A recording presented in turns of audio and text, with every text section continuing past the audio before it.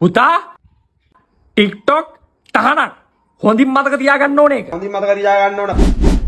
ඕකේ බැලුවත් නැත්තම් එන්නේ මේ ගෑනු ළමයි නටනේවමනේ. ඔබ ඉස්කෝලේ ළමෙක් නේද? ඔය බඩ පොඩ්ඩක් රිදෙන වගේ. ඔයා කරන් යන්න. මම විනාඩියෙන් එන්න. මොකක්ද මේ අවුල? පුතේ අපේ ඔෆිස් එකේ අයත් කිව්වා TikTok එකේ හරි අසංවර වීඩියෝ තියෙනවා කියලා. විශේෂයෙන් ඔය ගෑනු ළමයින්ගේ එහෙම. ඔයා තාම ඉගෙන ගන්න ළමයෙක්නේ. ඔයා බලනව නම් සංවර දේවල් බලන්න. TikTok යන්න එපා ආයේ. අයියෝ අම්මේ මම එහෙම අවුල් දේවල් ලෝකේ බලන්නේ නැහැ. මම අර අපේ නේචර් ක්ලබ් එකේ ඉන්න හින්දා මම TikTok එකෙන් බලන්නේ ගොඩක් වෙලාට දියේලි කඳුලගෙන වගේ දේවල්. ඉන්න මම අම්මට පෙන්නන්න මගේ TikTok එකේ නේ මෙන්න. මේ තව එකක්. මේ බලන්න මේ දියල් ලස්සන.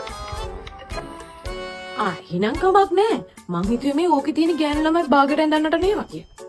ඒක වෙන්නේ ඉතින් මෙහෙමයි. අපි අම්මේ ගොඩක් බලපු දේවල් වලට අනුව තමයි ඊළඟ වීඩියෝස් ටික TikTok එකෙන් අපිට සජෙස්ට් කරන්නේ. තාගේ හරි ෆෝන් එකට මේ ගෑනු ළමයි නටන වීඩියෝස් බාගෙට ඇඳුම් ඇඳගෙන ඉන්න වීඩියෝස් එහෙම නම් ඒවා ඉතින් එයා ගොඩක් බලලා තියෙනවා. ඒකයි ඒ වෙන්නේ. නැතුව ඉතින් එහෙම නිකන් එන්නේ නැහැ.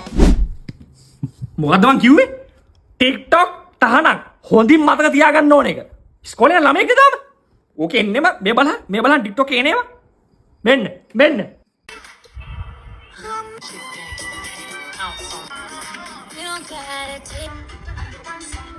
පේනවද? මේවමයි මේකෙන්නේ. මේවමයි ඉන්නේ TikTok එක මගේ. අපේ මහත්තයා තාත්තේ මොකද මේ? Acabó.